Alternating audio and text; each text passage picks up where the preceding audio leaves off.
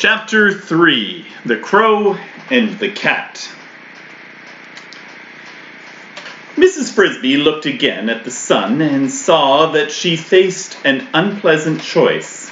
She could go home by the same roundabout way she had come, in which case she would surely end up walking alone in the woods in the dark, a frightening prospect, for at night the forest was alive with danger. Then the owl came out to hunt, and foxes, weasels, and strange wildcats stalked among the tree trunks. The other choice would be dangerous too, but with luck it would get her home before dark. That would be to take the straighter route, across the farmyard between the barn and the chicken house, going not too close to the house, but cutting the distance some by half. The cat would be there somewhere, but by daylight and by staying in the open, away from the shrubs, she could probably spot him before he saw her. The cat.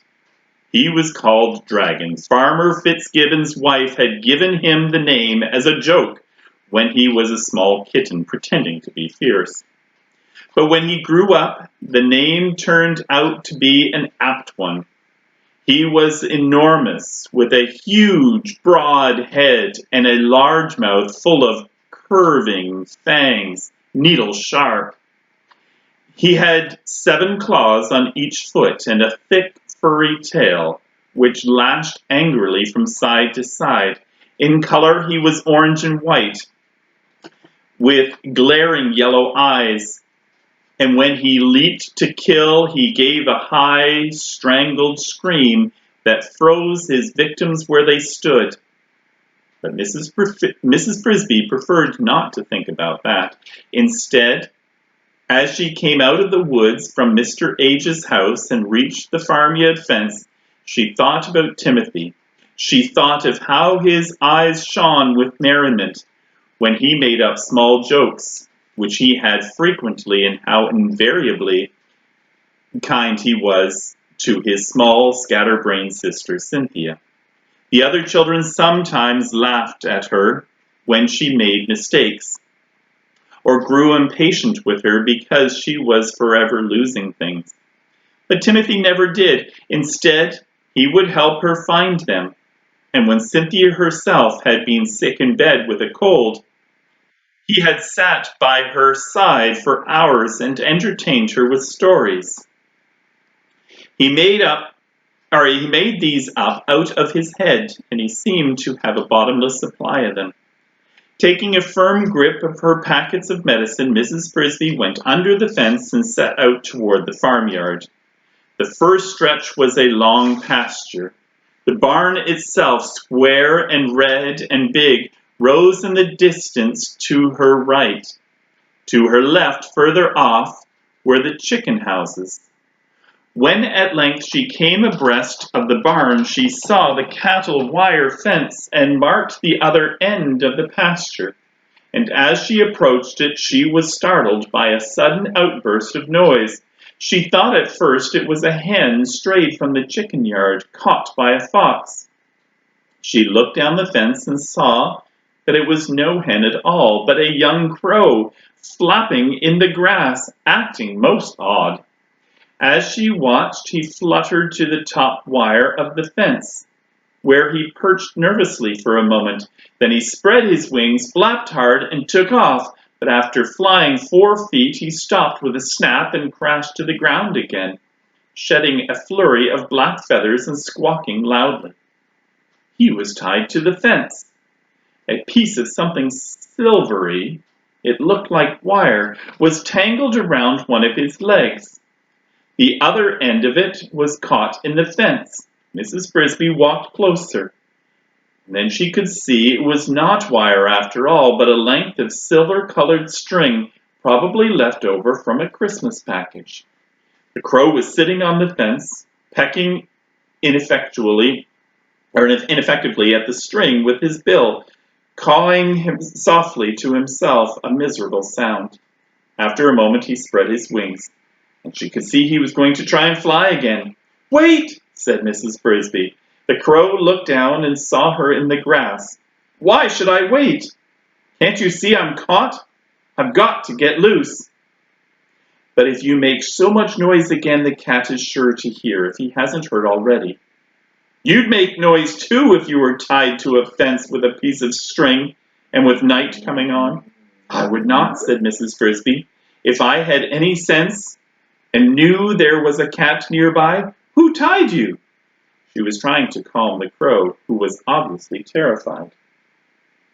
He looked embarrassed and stared at his feet.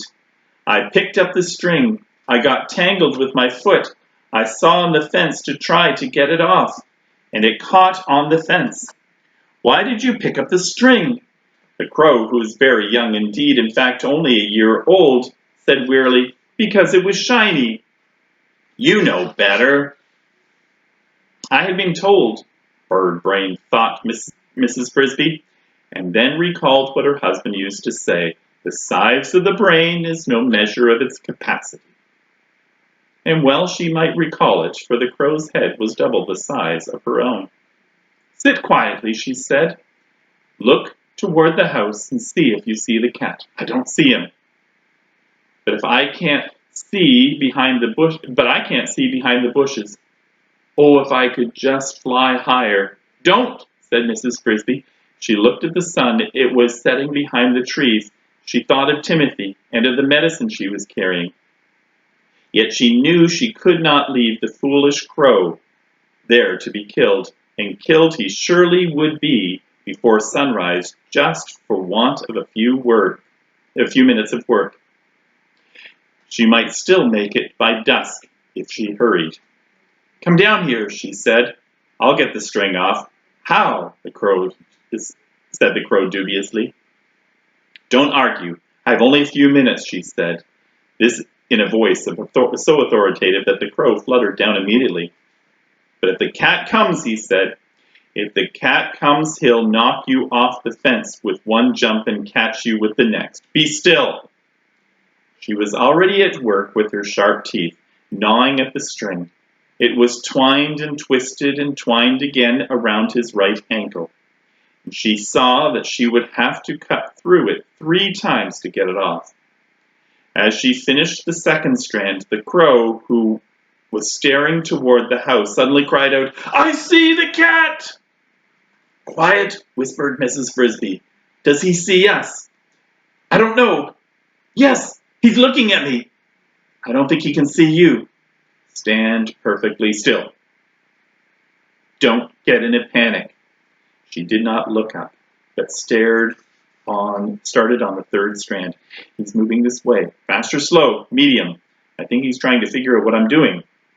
She cut through the last strand, gave a tug, and the string fell off.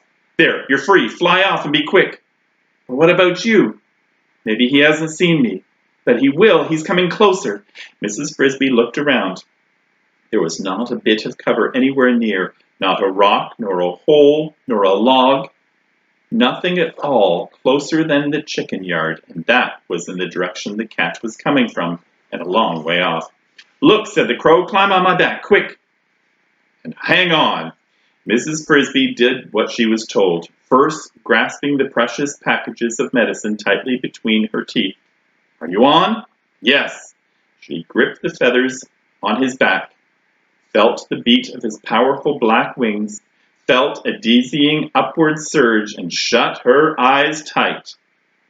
Just in time, said the crow, and she heard the angry scream of the cat as he leapt at where they had just been. It's lucky you're so light. I can scarcely tell you're there. Lucky indeed, thought Mrs. Frisby. If it had not been for your foolishness, I'd never have gotten into such a scrape. However, she thought it wise not to say so under the circumstances. Where do you live? Asked the crow. In the garden patch, near the big stone. I'll drop you off there. He banked alarmingly, and for a moment Mrs. Frisby thought he meant it literally. But a few seconds later, so fast does the crow fly, they were gliding to earth a yard from her front door. Thank you very much, said Mrs. Frisby, hopping to the ground. It's I who should be thanking you, said the crow. You saved my life. And you mine. Ah, But that's not quite even. Yours wouldn't have been risked if it had not been for me and my piece of string. And since this was just what she had been thinking, Mrs. Frisby did not argue. We all help one another against the cat, she said. True. Just the same, I am in debt to you. If the time ever comes when I can help you, I hope you will ask me. My name is Jeremy. Mention it if any crow you see in the woods, and he will find me. Thank you, said Mrs. Frisby. I will remember. Jeremy flew away to the woods, and she entered her house, taking the 3 doses of medicine with her.